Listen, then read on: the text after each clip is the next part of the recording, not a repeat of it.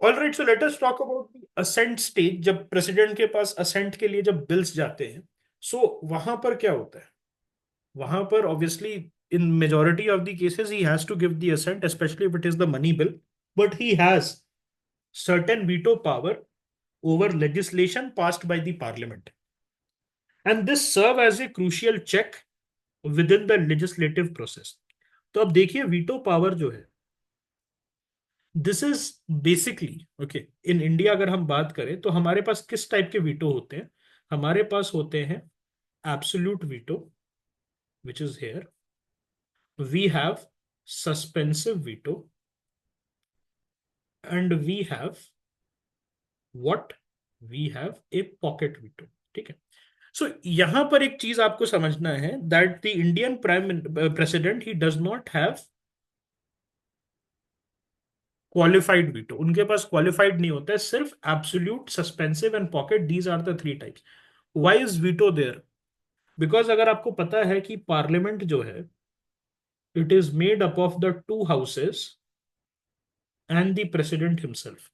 तो प्रेसिडेंट के पास पावर रहता है over the legislative process. Why? Because he is making up the parliament. But is he A member of the parliament?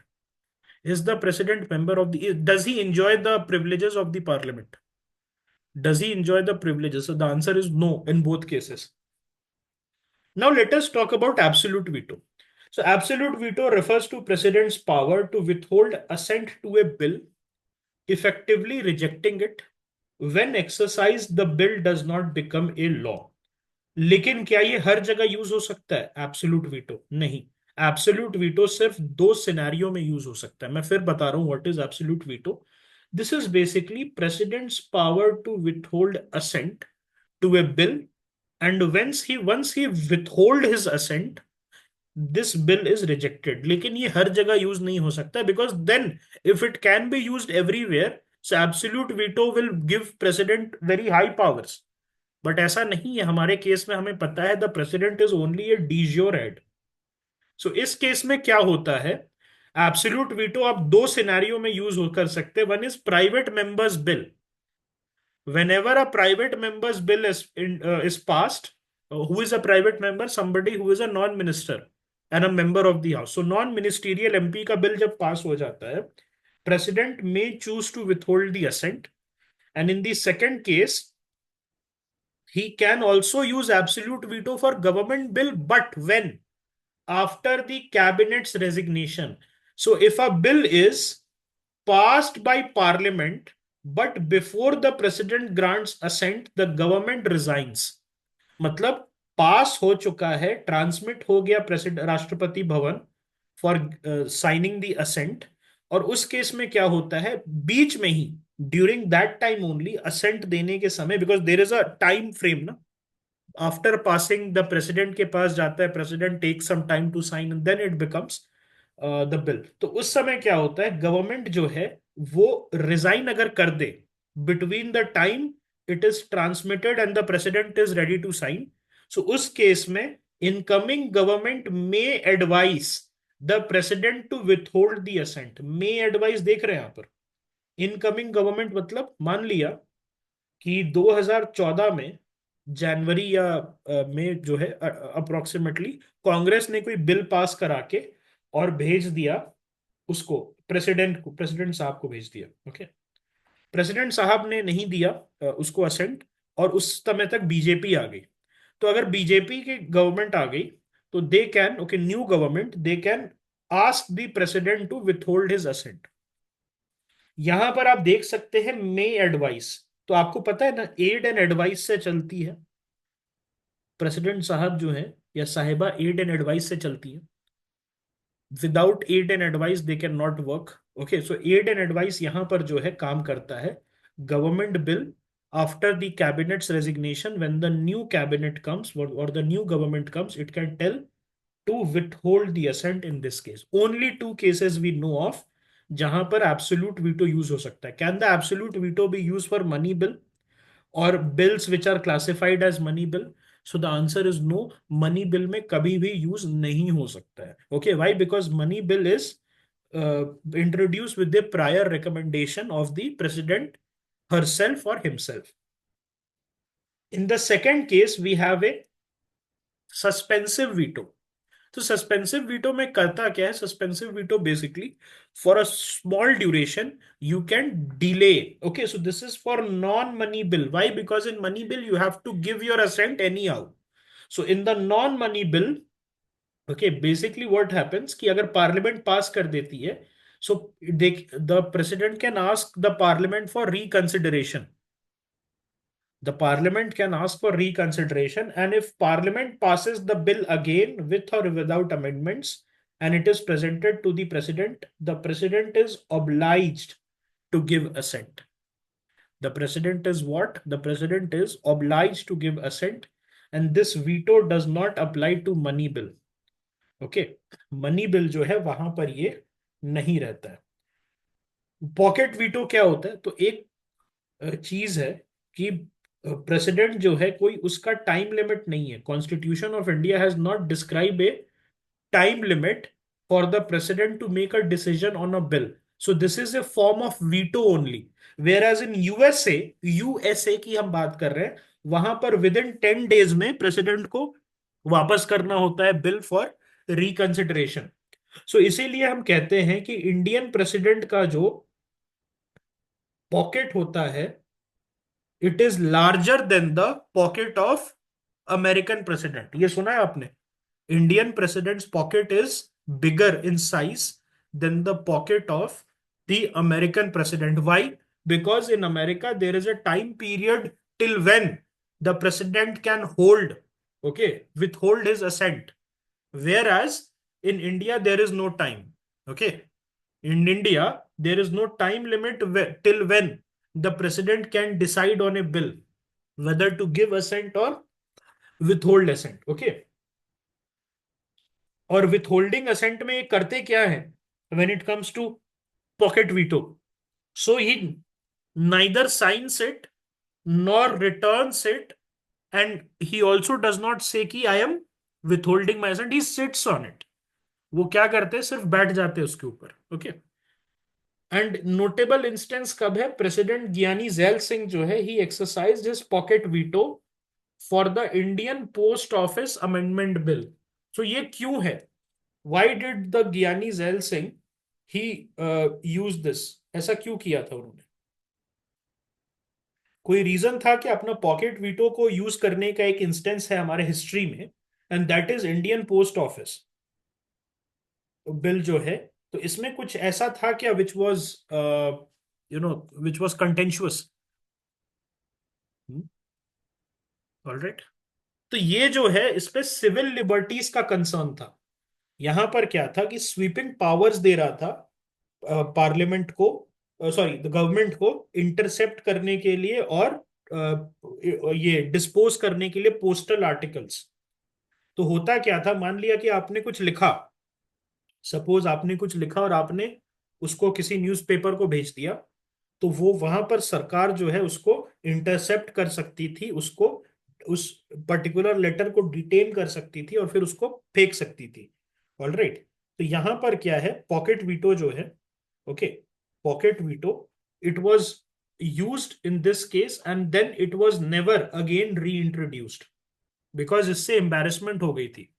Rajiv Gandhi की जो government है, सरकार है, उसको उसका जो रिलेशन था ज्ञानी जैल सिंह के साथ ऐसे ही खराब था।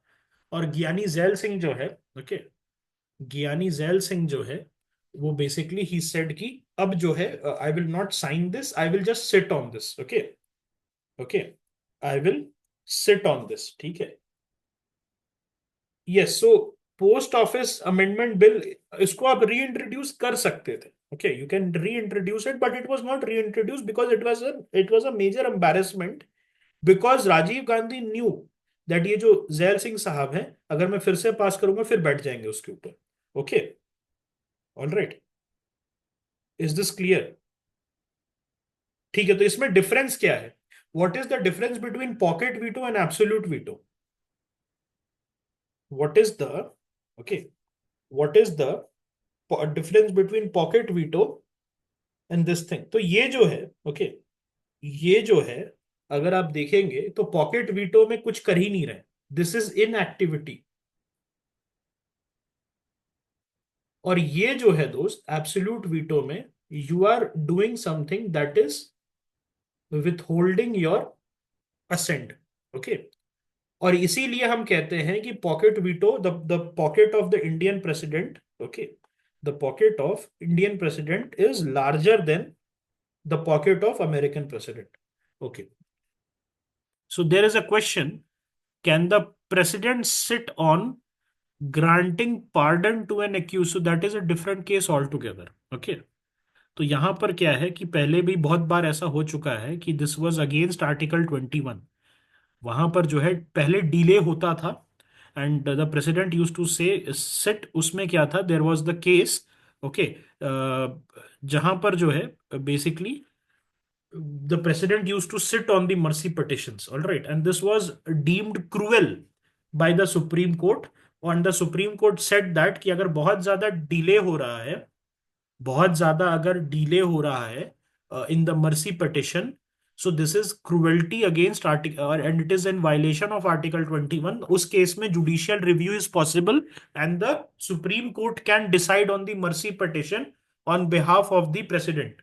सो उसके लिए क्या किया गया, जो बीएनएस आया ना, भारतीय भारतीय नागरिक सुरक्षा संहिता, बीएनएसएस रैदर, उसमें यह कहा गया है कि जो भी कन्विक्ट है, जिसका डेथ सेंटेंस है, वो 30 डेज में, ओके, 30 डेज में with in the final dismissal of appeal in the Supreme court, मतलब सुप्रीम कोर्ट ने फाइनल कह दिया, सुप्रीम कोर्ट ने फाइनल कह दिया कि ये जो कन्विक्ट है ही विल बी हैंग्ड, अब कोई अपील बचा नहीं है। सो उस केस में क्या होगा, आप 30 डेज का टाइम मिलेगा आपको, और आप जो है मर्सी पिटिशन फाइल कर सकते हैं with the president, and central government जो है वो 60 डेज में, ओके, 60 डेज के अंदर it will make recommendation to the president, all right. और यहां पर फिर भी जो रिकमेंडेशन है 60 डेज में होगा, लेकिन this BNSS it does not talk about anything about the time frame for the president to dispose the mercy petition. इस चीज को ध्यान रखिएगा।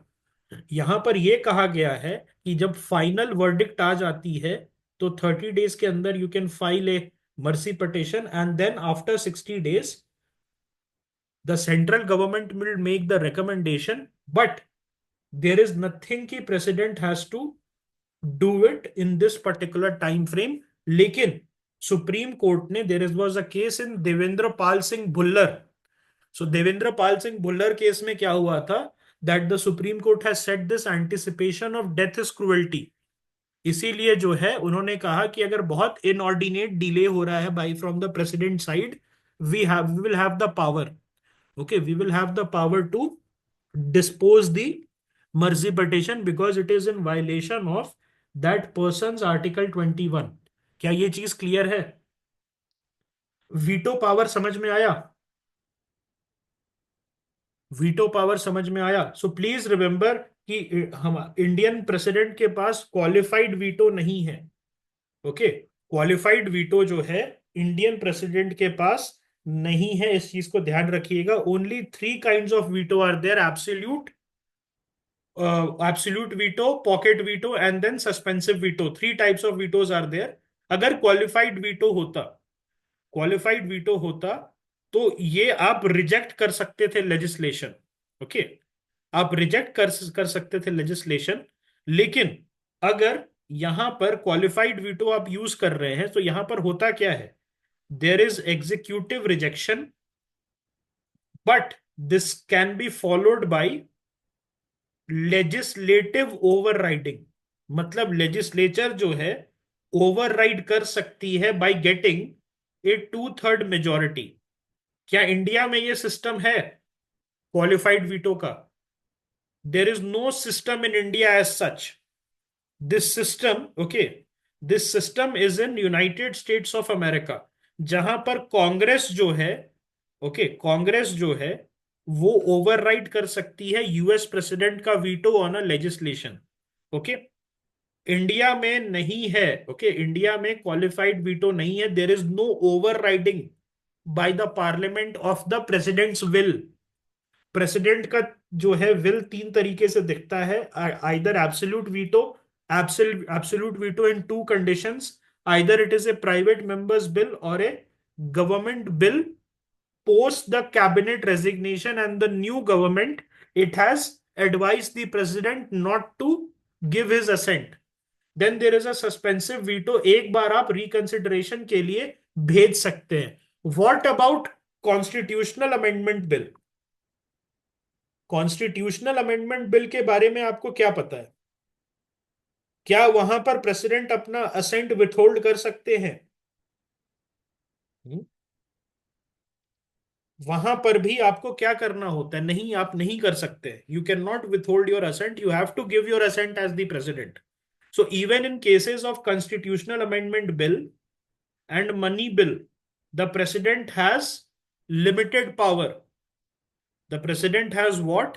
The president has limited power. Okay, please remember. और ये कब हुआ था? कॉन्स्टिट्यूशनल अमेंडमेंट बिल में ये जो चेंज आया था, ये कब हुआ था? ये याद है? 24th amendment act by Indira Gandhi in 1971, जिसको अपहोल्ड किया गया था केशव नंदा भारती केस 1973 में, विथ ए कैवियट कि you can do any kind of constitutional amendment but you can not hamper the basic structure. So according to the 24th amendment, any amendment that is passed, any amendment bill that is passed by both houses of parliament, the president is obligated to give his assent. और ये चीज जो है हम कहाँ देखते हैं? ये चीज कॉन्स्टिट्यूशनल अमेंडमेंट बिल और मनी बिल में देखते हैं. बाकी ऑर्डिनरी बिल में president has the power of veto, different kind of vetoes. Okay, he can ask, he can do suspensive veto if the situation is correct, like private members bill या government bill post cabinet resignation. he can do absolute veto. and सबसे powerful veto कौन सा हो गया इसमें? President जो है, he is obviously, you know, he is a nominal head, लेकिन फिर भी उसके पास एक पावर है. The most powerful veto is pocket veto. So pocket veto खेल बिगाड़ सकता है गवर्नमेंट का. गवर्नमेंट हैज द पावर की सस्पेंसिव वीटो है तो फिर से पास कर देगी. एब्सोल्यूट वीटो में केसेस स्पेसिफाइड है, लेकिन pocket veto is something which is tricky situation. Pocket veto जो है ऑर्डिनरी बिल में चीजें बिगाड़ सकती है, ऑर्डिनरी बिल में चीजें बिगाड़ सकती है. ओके, सो इसीलिए जो है प्रेसिडेंट जो है, आप देखते हैं, it is important that the relationship between the president and the prime minister and his council of minister is good. Otherwise, the president can make life hell using his pocket veto or her pocket veto. Is this clear? Veto power समझ में आया सभी को? कोई doubt है veto power में? Okay, नहीं नहीं, only constitutional. 24th amendment act was related to constitutional amendment bill. Money bill तो हमेशा से जो है, मनी बिल तो हमेशा से आपको समझना ही होगा. It's common sense that money bill अगर प्रेसिडेंट को पावर दे दे या राज्यसभा को भी पावर दे दे तो सरकार चलेगी ही नहीं. वाई? बिकॉज जब बीजेपी, मैंने बताया था 2014 में जब बीजेपी की गवर्नमेंट आई थी, they did not had the number, they did not had the number in Rajya Sabha. So अगर मनी बिल में राज्यसभा या प्रेसिडेंट को पावर दे देते, and the president was also a Congress appointee, so दोनों केस में क्या होता? सरकार चलती ही नहीं. सरकार क्या करती? चलती ही नहीं. तो इसीलिए मनी बिल का जो पावर है वो लोकसभा को दिया गया है, ताकि डे टू डे में जो चीजें हैं, पैसों पैसे से रिलेटेड जो चीजें हैं वो चल सके. वेराज ऑर्डिनरी बिल में they need some kind of consensus with the Rajya Sabha and even some kind of consensus with the president when it comes to his assent or her assent. Okay, is this clear?